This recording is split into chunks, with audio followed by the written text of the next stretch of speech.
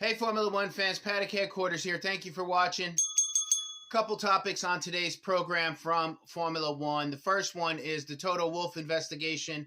The second one is potentially having Formula One break away from the FIA. So let's get into it. There was an announcement that the FIA is looking into conflict of interest allegations against Toto Wolf and ultimately Susie Wolf. Toto Wolf, in his role as owner or majority owner of the Mercedes team and team principal, getting information from Susie Wolf, who in her role as the director or head of F1 Academy, the female racing series. Susie Wolf sits on the board as part of Formula One management. So she would have information and access to a lot of, really information that the teams themselves may not necessarily have. So there was an article that had made some allegations that other teams were complaining. They've all denied it. Of course, it really doesn't have to be the principal. It could be anybody. It could be somebody from the garage complaining, really. So I don't know if all the other teams denying that they complained about Toto getting some potentially insider information really holds any credibility. But nevertheless, the FIA said they were going to launch an investigation. What's going to happen? Who knows? I don't think it'll really go anywhere. But it does seem to me that part of the initiation was information being leaked regarding Red Bull and the cost cap last season. So I think that was pretty serious. I do think it was unfair to Red Bull, even though they did exceed the cost cap. They did enter into a settlement. They were punished, whether you believe it was just or not, whether you believe it was not severe enough or too severe. That is aside from the fact that the information was leaked to begin with. And I did not like that.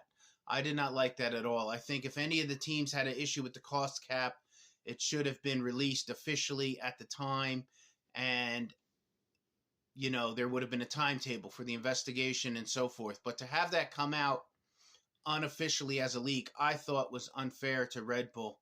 And, that was just my opinion. So, but it seems like it's water under the bridge. Nevertheless, the FIA sent out this release that they were going to launch this investigation. They probably shouldn't have done that. They probably should have just done a initial, fact gathering and then decided if they were going to release some information. But all 9 other teams put out a statement essentially saying, we didn't complain about anything. Don't blame us. Whatever's going on, you guys can deal with it. So we'll see where it goes. What are they going to do? I guess the potential, it's always really either a sporting penalty or a fine.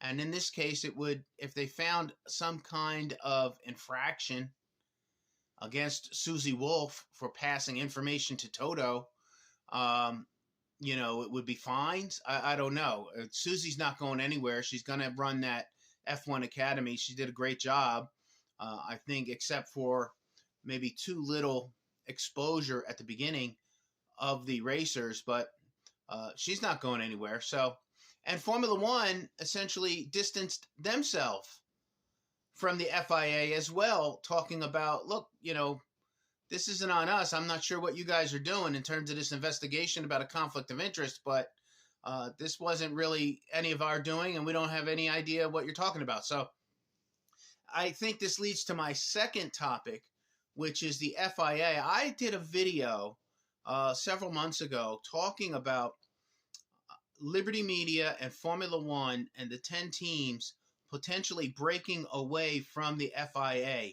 And it wasn't really received well at the time, but I made the point that in the NFL, the National Football League here in the United States, the commissioner's office and the NFL really work for the owners of the team.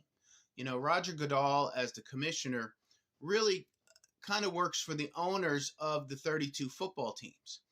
And in Formula One, FIA governs motorsport in, multiple motorsports all over the world. But is it potentially possible that the teams and Liberty One and Formula One can break away from FIA and form their own governing body to govern and regulate themselves? Sure, it's possible. It would probably be a multi-year project. It would take some time, but Formula One wouldn't be in any, they have 23, 24 races on the calendar. It wouldn't be an issue for them finding a place to race, working with the tracks, working with the, you know, individual countries, and creating their own governing body for their own sport. It is possible. And it does seem like, I think Liberty Media and the teams really are just trying to pressure, what's his name, Ben, the former, or I think the director, out of his role in the FIA. They just don't like him. So they're going to get what they want. He's going to end up getting bounced just because of this talk. So I hope that makes sense. What's the bottom line?